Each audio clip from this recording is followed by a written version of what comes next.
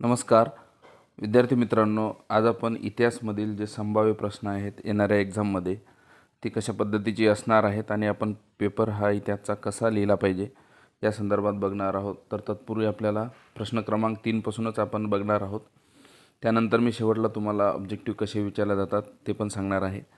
परंतु आपल्याला इथे काळजी घेण्याचं एकच कारण आहे की प्रश्न क्रमांक 3 हा नकाशावर आधारित आहे आणि इथले जे काही प्रश्न असेल तर ते नकाशावर आधारित विचारलेले असतात। त्या हिशोबाने आपल्याला नकाशाचं योग्य ते निरीक्षण या ठिकाणी करायचं आहे आणि त्या नकाशाच्या निरीक्षणानुसारच जे प्रश्न विचारले जातील त्यानुसार त्याचं उत्तर लिहिणं आवश्यक आहे। आणि या ठिकाणी कुठल्याही पद्धतीची गडबड न करता आपण असे प्रश्न सोडवावेत। आणि सर्वांना एक विनंती असेल की आपण जो प्रश्न सोडवत असतो तर तो सोडवत असताना नवीन प्रश्न सुरू करत असताना नवीन पेजवरच लिहा आणि जेणेकरून प्रश्न क्रमांक जसा आपला पहिला मधील अ ब क ड असेल तर ते प्रश्न सलग लिहावेत। असं जर आपण केलं तर योग्य राहील। तर वरील वसाहतीमधले जे काही प्रश्न आहेत, उत्तर अमेरिका खंडात आहे की दक्षिण अमेरिका खंडात। दुसरा प्रश्न आहे, वरील वसाहती अमेरिकेच्या कोणत्या किनारपट्टीवर स्थित आहे। तर आपल्याला एकूण योग्य ते निरीक्षण करून अशा प्रश्नाचं उत्तर आपल्याला शोधता येईल। त्यानंतर नकाशात दिसणाऱ्या बोस्टन या बंदराशी संबंधित कोणती घटना आहे। म्हणजे जे प्रश्न आहेत आपल्याला पाचही प्रश्न या नकाशावर आधारित आहे आणि यामध्ये आपल्याला योग्य ते निरीक्षण करून अशा प्रश्नाची उत्तरे सोडवणं गरजेचं आहे। त्यानंतर यामधीलच ब आहे, संकल्पना चित्र स्पष्ट करा। जसं की राज्यशास्त्रामध्ये आपल्याला राष्ट्रीय एकात्मतेची म्हणजे एकूण मूल्ये विचारली होती, तर तशाच पद्धतीचं आहे। वसाहतवाद फोफवण्याची कारणे, 4 कारणे आपल्याला लिहायची आहेत। तर ह्या पद्धतीने आपल्याला हे 4ही लिहिणं गरजेचं आहे आणि योग्य ते लिहिल्यानंतर इथे आपल्याला पूर्णच्या पूर्ण मार्क मिळतात, याबद्दल आपल्याला शंका नाही। यानंतरचं आहे आपलं वसाहतवादाची साखळी स्पष्ट करा। हे आपल्याला या आकृतीच्या माध्यमातून ते लिहायचं आहे। त्यानंतरचा प्रश्न आहे औद्योगिक क्रांतीच्या उदयाची कारणे। मग आता औद्योगिक क्रांतीच्या उदयाची कारणे, कशा पद्धतीने औद्योगिक क्रांती उदयाला आली ही कारणं आपल्याला या ठिकाणी 4 लिहायची आहेत। ती 4 कारणं आपण योग्य ती लिहावी, जेणेकरून आपल्याला इथे 4 पैकी 4 मार्क मिळेल। आणि प्रश्न चौथा आहे, टिपा लिहा कशा पद्धतीच्या येऊ शकतात। तर तो वसाहतवादाचे परिणाम हा, त्यानंतर अमेरिकन स्पॅनिश वसाहती, अमेरिकन स्वातंत्र्ययुद्ध आणि 1844ची बर्लिन परिषद। म्हणजे आपल्याला सुरुवातीला जसं आपण अर्थशास्त्रामध्ये बघितलं की संकल्पनात्मक ज्या बाबी आहेत, म्हणजे आजचा पेपर आपला हा उपयोजनावर आधारित आहे, तर त्यानुसार आपण या ठिकाणी प्रश्न सुरुवातीला प्रश्न समजून त्याचं उत्तर लिहिणं गरजेचं आहे। कारण यामध्ये कुठलीही गडबड न करता ती संकल्पना आपल्याला कळली आहे का त्यानुसार मग त्याचं उत्तर आपण लिहावं। त्यानंतर चौथा प्रश्न आहे, सकारण काय विचारले जाऊ शकतात।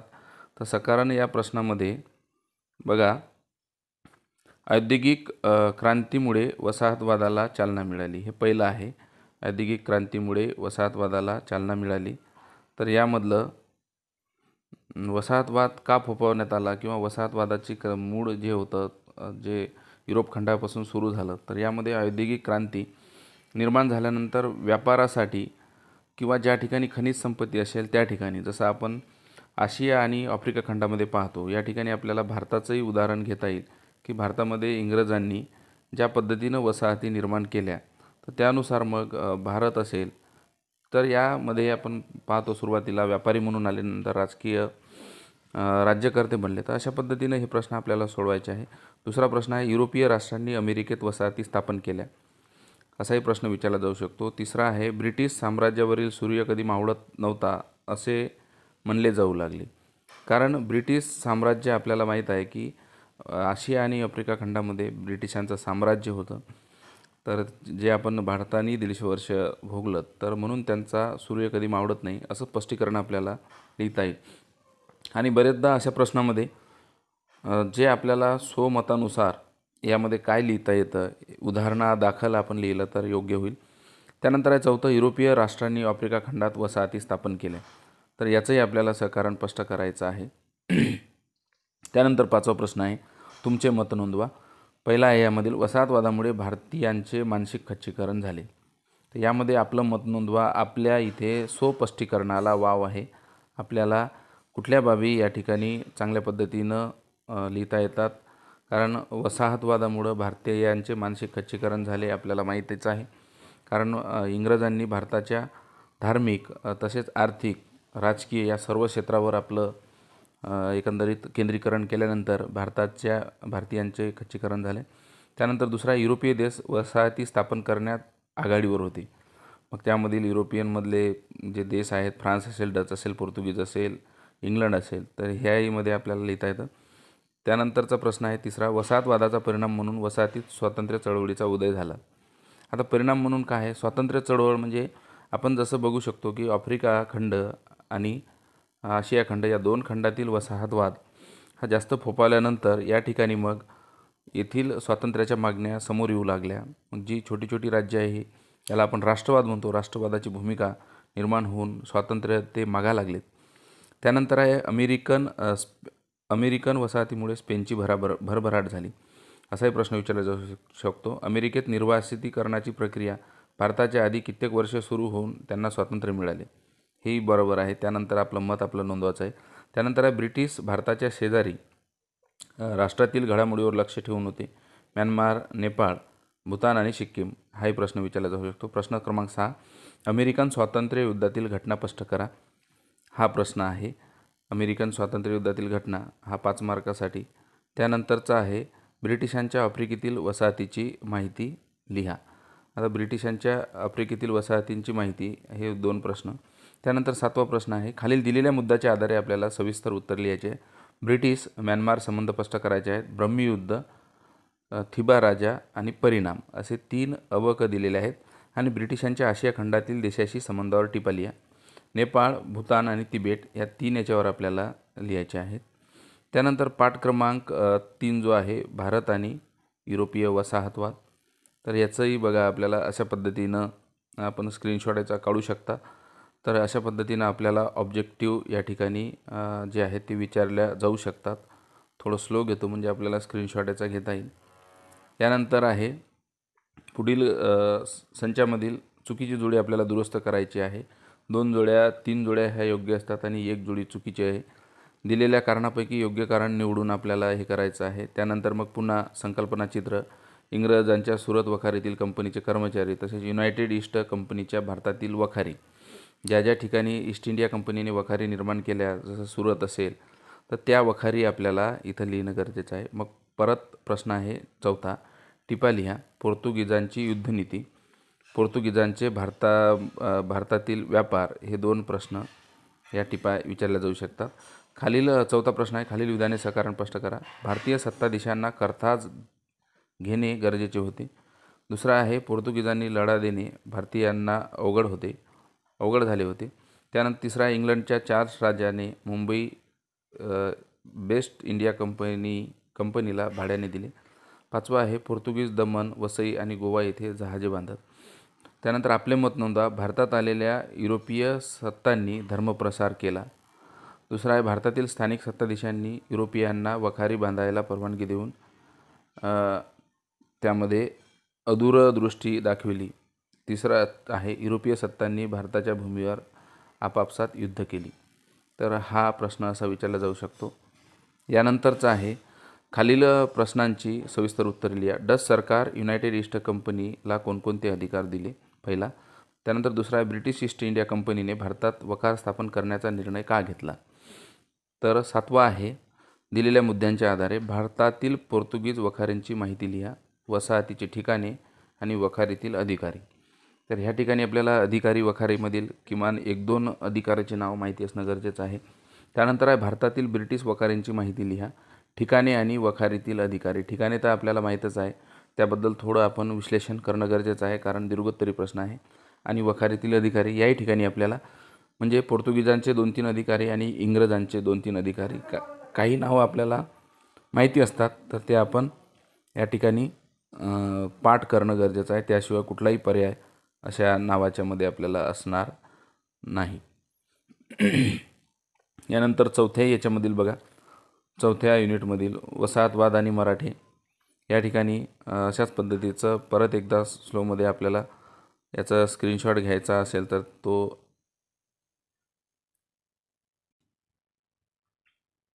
विद्यार्थी मित्रांनो, हा बघा याच युनिटमधील नकाशाचं निरीक्षण आहे. तर हे आपण नकाशा निरीक्षण करत असताना या ठिकाणी व्यवस्थित पद्धतीनं ते करावं. भारताच्या पश्चिम किनाऱ्यावरील डच वसाहती कोणत्या आहेत? तर आपल्याला ह्या पश्चिम किनाऱ्यावरील वसाहती इथे बघता येईल. त्यानंतर पूर्व किनारपट्टीवर फ्रेंचांनी कोणत्या वसाहती निर्माण केल्या? तर पूर्व किनारपट्टी आपल्याला इकडं बघता येईल. तर आग्रा आणि अलाहाबाद येथे कोणत्या वसाहती निर्माण होत्या? त्यानंतर नकाशाच्या मदतीने मराठा सरदारांनी उत्तरेतील महत्त्वाची ठाणी सांगा. उदाहरणार्थ नागपूरचे भोसले. तर त्यानंतर मग असं उत्तर भारतातील आपल्याला शोधायचं आहे. तर मराठी सत्तेचा विस्तार उत्तरेकडील कोणत्या शहरापर्यंत झाला? तर आपल्याला उत्तरेकडील म्हणजे ह्या दिशेने बघायचं आहे. अशा पद्धतीनं हे करा. त्यानंतर कल्पनाचित्र आहे आपल्याला दिलेलं. नाना फडणवीस यांनी इंग्रजाविरुद्ध केलेला चतुरसंघ आणि कालरेषा पूर्ण करा असा प्रश्न विचारला जातो. परंतु टिपा लिहा. बघा, छत्रपती शिवाजी महाराजांनी पोर्तुगीजाचे संबंध अफगाण आणि मराठे हा दुसरा प्रश्न. फ्रेंच आणि मराठे आणि छत्रपती संभाजी महाराज आणि पोर्तुगीजांचे संबंध हा एक तिसरा प्रश्न. प्रश्न चौथा आहे, खालील विधाने सकारण स्पष्ट करा. भारतात जेथे पोर्तुगीज वसाहती होत्या तेथील स्थानिक जनता असंतुष्ट होती. दुसरा आहे, छत्रपती शिवाजी महाराजांनी आरमार उभारले. तर छत्रपती शिवाजी महाराज हे भारतीय आरमाराचे प्रमुख आपण संबोधतो आणि त्यांनी आरमार उभारण्याची आपल्याला उद्देशही माहीत आहेत. आरमाराचं महत्त्व त्या कालखंडामध्ये त्यांनी ओळखलं. अशा पद्धतीनं आपल्याला हे सकारण स्पष्ट करायचं आहे आणि आपले मत नोंदवा. पाचवा प्रश्न यामधला. तर यामध्ये एका अर्थाने ब्रिटिशांनी भारत मराठ्याकडून मिळवला. त्यानंतर पोर्तुगीज मराठ्याविषयीचे धोरण लवचिक होते आणि तिसरा आहे, मराठी सत्तेचे धोरण वसाहतवाद विरोधी असल्याचे दिसून येते. सहावा आहे, छत्रपती शिवाजी महाराजांचे मराठ्यांचे सार्वभौमत्व अबाधित राखण्याच्या धोरणाची माहिती लिहा. आणि दुसरा आहे, भारतातील सर्वात प्रभावी अशा मराठा सत्तेचा अस्त का झाला? हे कारण उत्तर याचं लिहायला आपल्याला. त्यानंतर सातवा प्रश्न आहे, दिलेल्या मुद्द्याच्या आधारे खालील प्रश्नाची उत्तरे. इंग्रज आणि मराठे संबंधावरील टिपा. तर यामध्ये विविध कालखंडातील मराठे शासक आणि मराठ्यांचे आरमार आणि इंग्रजांचे धोरण. दुसरं आहे, पोर्तुगीज इंग्रज संबंधावर टिपा. छत्रपती शिवाजी महाराज आणि पोर्तुगीज, छत्रपती संभाजी महाराज आणि पोर्तुगीज, पेशवे आणि पोर्तुगीज या अशा पद्धतीनं हा प्रश्न या पाठावरील येणार आहेत. त्यानंतर आपण बघूया पाठ क्रमांक 5, सामाजिक आणि धार्मिक सुधारणा. हे यामधील आपण स्क्रीनशॉट घेऊ शकता. यामधील रिकाम्या जागा कशा विचारल्यात येणार आहेत. त्यानंतर अ आणि ब गटातील जोडी. त्यानंतर दुसराही प्रश्न, ऐतिहासिक व्यक्ती आणि घटना संबंधी दिलेल्या कारणापैकी योग्य कारण निवडून. आणि या पाठात नकाशा नसल्याने याच्यावर उत्तर म्हणजे प्रश्न येणार नाही. त्यानंतर एकेश्वरवादाचा पुरस्कार करणाऱ्या संस्था आणि आपल्याला इथे दिलेलं आहे, पुढील तक्ता पूर्ण करा. ब्राह्मो समाज, आर्य समाज, स्वामी विवेकानंद, परमहंस सभा आणि डॉक्टर बाबासाहेब आंबेडकर. त्यानंतर राजा राममोहन राय यांनी कुठल्या याच्यामध्ये रामास्वामी नायकर. तर ह्या संकल्पना स्पष्ट करायच्या आहे. नंतर चौथा प्रश्न आहे, टिपा लिहा. तर यामध्ये टिपा जी आहे तर ती प्रार्थना समाजवर दिलेली आहे, आर्य समाज, रामकृष्ण मिशन आणि महाराजा सयाजीराव गायकवाड यांचे पुरोगामी धोरण आणि राजश्री शाहू महाराज यांचे धोरण. अशा पद्धतीनं 5 वर टिपा विचारल्या जाऊ शकतात. त्यानंतर चौथा ब आहे प्रश्न, खालील विधाने सकारण स्पष्ट करा. नव समाजाची निर्मिती करणे समाजसुधारकांना आवश्यक वाटू लागले. राजा राममोहन राय यांनी आधुनिकीकरणाचा पायाभरणी आपल्या लेखणीतून केली. त्यानंतर ताराबाई शिंदे यांनी मांडलेली स्त्री पुरुष समानतेची संकल्पना आपल्याला अत्यंत धाडसाची मानली जाते. तर ह्यामध्ये आपण 8वी 9वीपासून या समाजसुधारकांविषयी बरेचदा वाचलेलं आहे. तर हे प्रश्न व्यवस्थित मुद्देसूद आपण लिहिणे गरजेचे आहे. त्यानंतर आहे 5वा प्रश्न, आपले मत नोंदवा. सामाजिक आणि धार्मिक सुधारणांच्या अभावी राजकीय स्वातंत्र्य हे अपूर्ण असते, पहिलं. दुसरं आहे, बहुजन समाजाचे शिक्षण आणि स्त्रियांचे शिक्षण या क्षेत्रात महात्मा फुले यांचे योगदान अमूल्य आहे. यामध्ये आपल्याला कारण शिक्षणाचं महत्त्व महात्मा फुलेंनी ओळखलं. या प्रश्नाबद्दल आपल्याला हा प्रश्न व्यवस्थित सोडवता येतो. सामाजिक आणि धार्मिक सुधारणा चळवळीचे नेतृत्व नवशिक्षित तरुण वर्गाने केले. चौथा आहे समाज सुधारणामुळे राजकीय सुधारणाची पार्श्वभूमी तयार झाली. 6वा आहे सविस्तर उत्तरे लिहा. प्रार्थना समाजाची तत्त्वे स्पष्ट करा. रामकृष्ण मिशनने केलेले कार्य, सर सय्यद अहमद खान यांचे कार्य, रामास्वामी नायकर यांचे कार्य, महात्मा फुले यांचे कार्य. अशा पद्धतीनं हे सविस्तरमध्ये 5 ते 6 प्रश्नापैकी एक प्रश्न येऊ शकतो. त्यानंतर आहे दिलेल्या मुद्द्याच्या आधारे सविस्तर उत्तर लिहा. राजा राममोहन राय यांनी कोणत्या सुधारणांचा आग्रह धरला? सामाजिक आणि धार्मिक. डॉक्टर बाबासाहेब आंबेडकर यांचे कार्य स्पष्ट करा. सामाजिक आणि राजकीय कार्य. हे आपल्याला असा प्रश्न यामध्ये दीर्घोत्तरी विचारल्या जाऊ शकतो. यानंतर 6वा प्रश्न आहे वसाहतवाद विरुद्ध भारतीयांचा संघर्ष. तर यामध्ये आपल्याला अशा पद्धतीनं ऑब्जेक्टिव्ह विचारल्या जाऊ शकतात, ज्यामध्ये राज्य खालसा करण्याचे धोरण नानासाहेब पेशवे यांनी येथे उठावाचे नेतृत्व केले. त्यानंतर राष्ट्रीय सभा आहे श्यामजी कृष्ण वर्मा. महाराष्ट्रात जिल्ह्यातील क्रांतिसिंह नाना पाटील यांनी प्रति सरकार कुठे स्थापन केलं? तर हे आपण स्क्रीनशॉट याचाही घेऊ शकता. त्यानंतर आपल्याला नकाशा दिलेला आहे. या नकाशामध्ये 1857च्या स्वातंत्र्य लढ्याबद्दल हा आहे. मंगल पांडे यांना कुठे नियुक्ती होती? तर ह्या 1857च्या उठावाच्या संदर्भात आहे. त्यानंतर ही संकल्पना चित्र अशा पद्धतीनं यावरती विचारल्या जाऊ शकतात. यानंतर 4था आहे टिपा लिहा. उमाजी नाईकांचा उठाव, मवाळ विचारसरणी. त्यानंतर लोकमान्य टिळकांचे प्रतियोगी सहकारिता धोरण, अनुशीलन समिती, इंडिया हाऊस, आझाद हिंद सेना आणि भूमिगत चळवळ. तर हे इतिहासामध्ये आपण बरेचदा ऐकलेलं आहेत, वाचलेलं आहेत. या आधारावर हे प्रश्न असणार आहे. त्यानंतर आहे खालील विधाने सकारण स्पष्ट करा. ब्रिटिश सत्तेविरोधातील भिल्लांचे उठाव हळूहळू कमी झाले. रवींद्रनाथ टागोर यांना सर या पदवीचा त्याग केला. 1857मध्ये इंग्लंडच्या राणीने जाहीरनामा प्रसिद्ध केला आणि गांधीजींचा सविनय कायदेभंग चळवळीसाठी मिठाचा प्रतिकात्मक वापर केला. हाही प्रश्न विचारला जाऊ शकतो. यानंतर 5वा आहे आपले मत नोंदवा. ब्रिटिश सत्तेच्या परिणामस्वरूप भारतीय शेतीचा ऱ्हास झाला. 1857च्या लढ्यात भारतीयांना अपयश आले. स्वातंत्र्यवीर सावरकर यांच्या मते 1857चा उठाव हे भारतातील पहिलं स्वातंत्र्य समर आहे, जे त्यांच्या पुस्तकामध्ये आपल्याला माहिती आहे की त्यांनी पहिला या उठावाला भारताचं स्वातंत्र्य युद्ध असं मानलं आणि भारतीय राष्ट्रीय सभेची स्थापना हा भारतीय स्वातंत्र्य आंदोलनातील महत्त्वाचा टप्पा आहे. वसाहतवादाचा उदय हा युरोपियन राष्ट्राच्या व्यापारवृद्धीचा परिणाम होतो. सविस्तर बघा. 1857च्या उठावाची कारणे स्पष्ट करा. जी कारणे असेल आर्थिक, राजकीय, धार्मिक, ती कारणे आपल्याला लिहिणं गरजेचं आहे. त्यानंतर भारतीय राष्ट्रीय सभेच्या आधीच्या विविध संघटनांची माहिती लिहा. त्यानंतरचा प्रश्न आपला दीर्घोत्तरी आहे. 1857च्या पूर्वी उठावाची माहिती, भिल्ल, रामोशी आणि गडकरी. दुसरा प्रश्न आहे ब्रिटिश सत्तेविरुद्ध क्रांतिकाळी चळवळीची माहिती, उद्दिष्टे, विविध संघटना व त्यांचे कार्य आणि परिणाम. त्यानंतर गांधीजींच्या नेतृत्वाखाली अहिंसक चळवळ, जी चंपारण्य चळवळ, रॉलेट कायदा, असहकार आंदोलन आणि छोडो भारत, जे 1942चं आहे. तर अशा पद्धतीनं हे यावरती प्रश्न विचारले जाऊ शकतात. 7वा आहे निर्वासितीकरण. यामधील आता आपण ऑब्जेक्टिव्ह जर आपल्याला बघायचे असेल तर त्याचा स्क्रीनशॉट आपण घेऊ शकता. यानंतर आपला प्रश्न आहे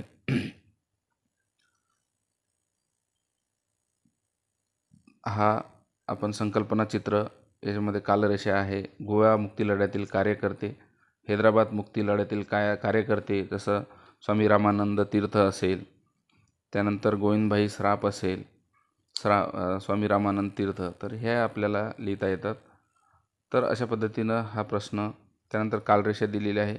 हैदराबाद संस्थान भारतात केव्हा विलीन झालं? त्यानंतर काश्मीर संस्थान भारतात विलीन केव्हा झाले?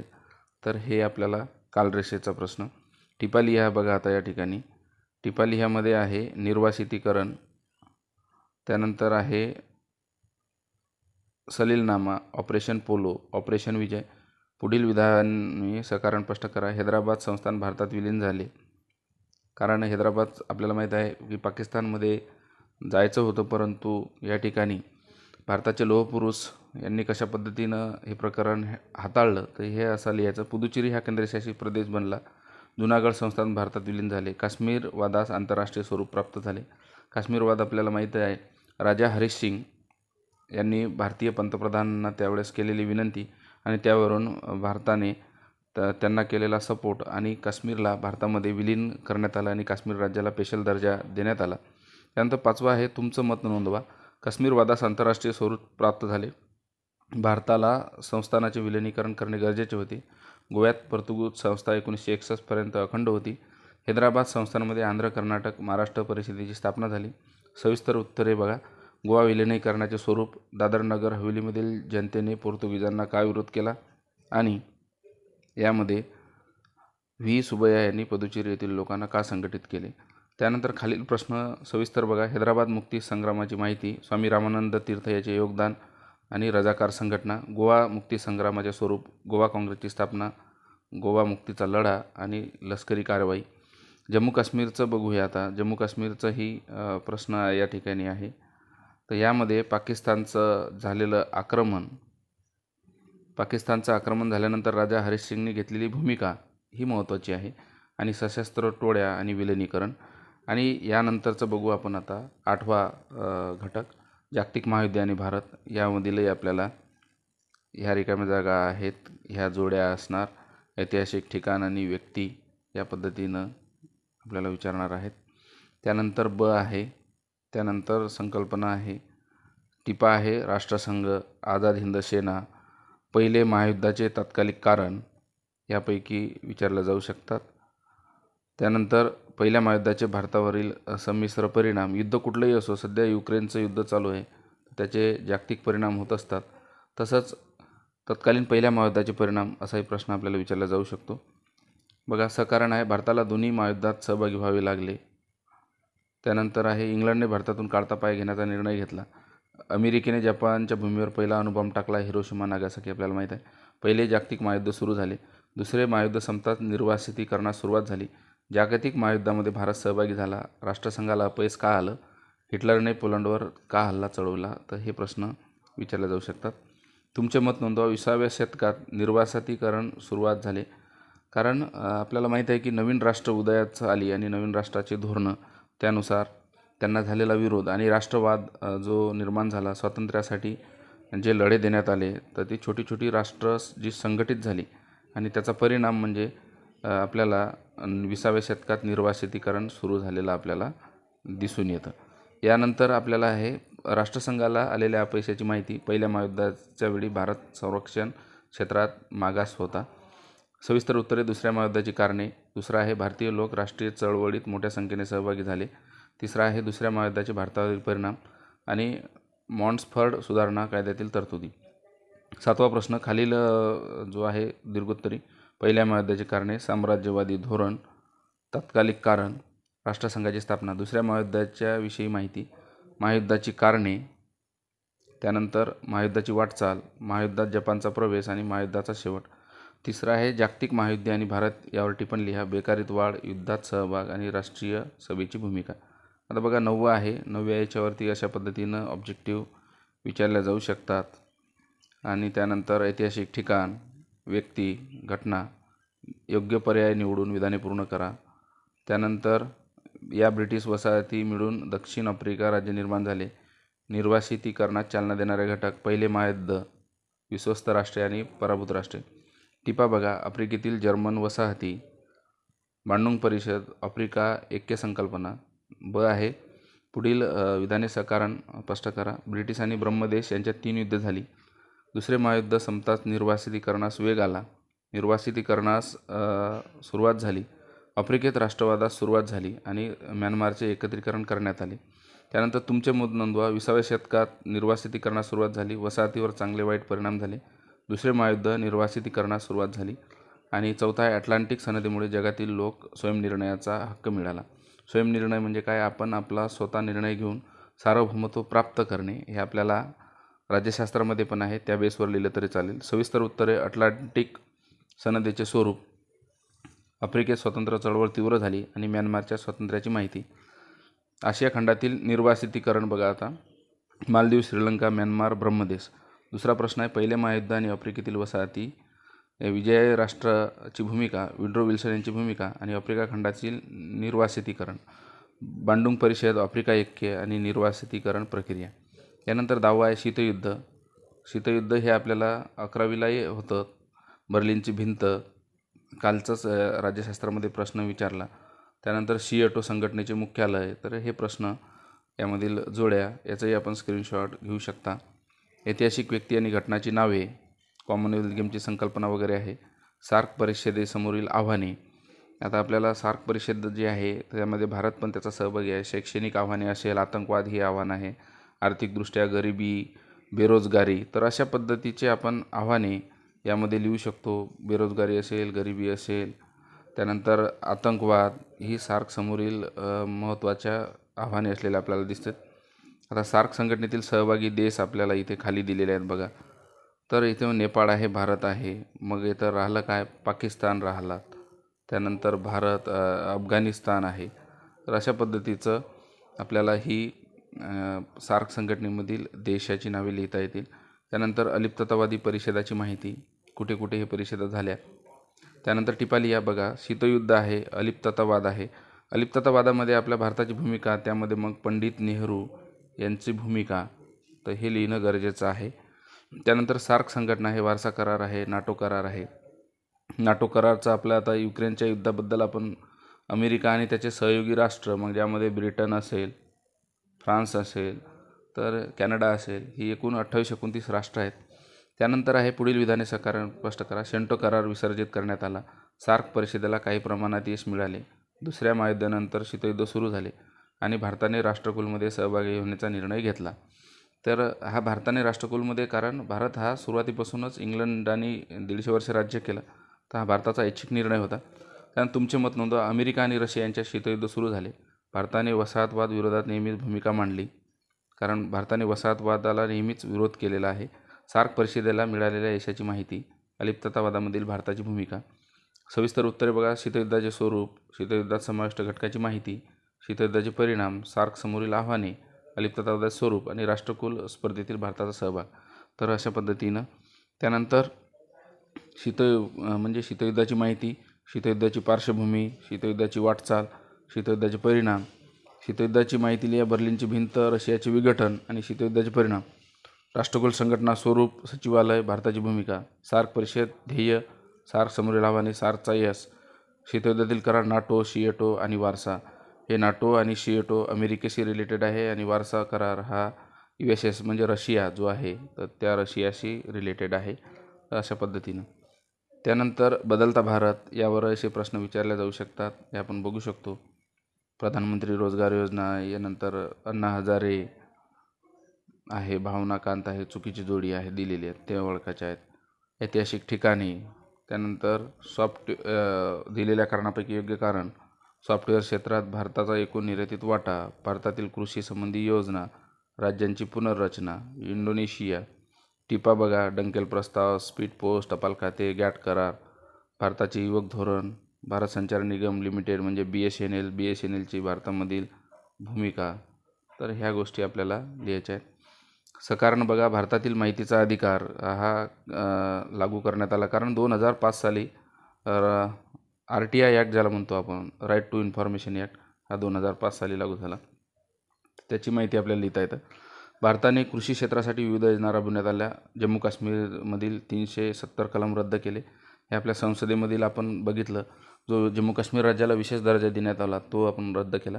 जवाहरलाल नेहरू नागरी पुनरुत्थान मिशन, टपाल तिकिटांची वाटचाल, भारताची संरक्षण क्षेत्रातील प्रगती. आपल्याला आज माहीत आहे, आपल्याकडं आज संरक्षण क्षेत्रामध्ये इथं बघा. आता अशा प्रश्नामध्ये आपण नव्याने काय लिहू शकतो, तर इथे रफाल विमान आपण खरेदी केलेलं आहे. त्यानंतर रशियाकडून जी आपण MiG-29 असेल, अशा पद्धतीचं फायटर जेट आपण खरेदी केलेले आहेत. या फायटर जेटनंतर जे मिसाईल आपण घेतलेलं आहे, ब्रह्मोससारखे मिसाईल आहेत, अँटी मिसाईल आहेत, S-400 ज्याला आपण म्हणतो, तर S-400 सारखी मिसाईल, म्हणजे असं आधुनिक पण आपल्याला माहिती यामध्ये लिहिणं गरजेचं आहे. त्याशिवाय मार्क आपल्याला एक्स्ट्रा पडणार नाहीत. असं प्रगती यामध्ये आपल्याला एक्स्ट्रा लिहिता येईल. त्यानंतर सविस्तर उत्तरे. सुवर्ण जयंती, ग्रामीण स्वयंरोजगार योजना, विज्ञान युगामध्ये पोस्ट खाते बदलत आहे, जागतिक व्यापार संघटनेचे स्वरूप, जागतिक व्यापार संघटनेमुळे भारतावर झालेले परिणाम, पीक विमा योजना आणि संपर्क साधने बघा. टपाल सेवा, स्पीड पोस्ट, टपाल तिकीट, माहितीचा अधिकार अधिनियमाची माहिती बघा. भारतात ही चळवळ कशी सुरू झाली, मग इथे अण्णा हजारेचं नाव वगैरे आपल्याला लिहायचं आहे. माहितीची व्याख्या, कुठून आपण माहिती मागू शकतो. त्यानंतर नागरिकांचे हक्क आहे. ग्रामीण भागातील विकासाच्या योजनांची माहिती लिहा. प्रधानमंत्री रोजगार योजना, जवाहर समृद्धी योजना, राष्ट्रीय ग्रामीण रोजगार योजना. त्यानंतर बदलता भारत 12वा पाठ आहे. यावरही नर्मदा बचाव आंदोलन यांनी केले. तर ह्या अशा पद्धतीचं मग आपल्याला यामध्ये मेघा पाटकर यांनी केले. चिपको आंदोलन आपल्याला माहीत आहे सुंदरलाल बहुगुणांनी केले. अशा पद्धतीनं हे 12व्याच्यावर आहे. खशाबा जाधव आपल्याला माहीत आहे की खशाबा जाधव हे कशाशी रिलेटेड आहे. एक चुकीचं इथं कबड्डी दिलेलं आहे. तर खशाबा जाधव आपल्याला माहीत आहे. खशाबा जाधव हे ज्याला आपण कुस्ती म्हणूया तर कुस्तीशी होते. सचिन तेंडुलकर क्रिकेट बरोबर आहे. तर अशा पद्धतीनं योग्य ओळखाचं आहे. हे संकल्पना चित्र आहेत. क्रीडा क्षेत्रातील पुरस्कार, अर्जुन पुरस्कार असेल, त्यानंतर ध्यानचंद पुरस्कार असेल. तर हे पुरस्कार आपल्याला पुढील विधाने सहकारण स्पष्ट करा. तुमचे मत नोंदवा. म्हणजे भारताच्या क्रीडा धोरणाची मत, खेळाडूंना विविध पुरस्कार देण्यात येतात. सविस्तर उत्तरे बघा. पर्यटन क्षेत्र विकासाचे भारताचे परराष्ट्र धोरण, भारत सरकारचा क्रीडा धोरण, 2018 साली टुरिझम मार्ट का सुरू करण्यात आला. त्यानंतर आहे 7वा प्रश्न, प्राथमिक शिक्षणाची माहिती, DPEP कार्यक्रम, शालेय पोषण आहार, जे खिचडी देण्यात येते, सर्व शिक्षा अभियान, म्हणजे 6 ते 14 वयोगटातील सर्व मुलांना शिक्षण मिळालं पाहिजे. त्यानंतरचं आहे राहीबाई पोपोरे यांचे कार्य सांगा. बीजमाता पुरस्कार आणि बियाण्यासाठी ची पद्धत. खालील व्यक्तींची कार्य स्पष्ट करा. भाऊ कटादरे, प्रेमसागर मिस्त्री आणि रहीबाई पोपरे. तर ही आपण अशा ऐतिहासिक सामाजिक कार्य करणाऱ्या व्यक्तींचा थोडा अभ्यास केला तर महत्त्वाचं होईल.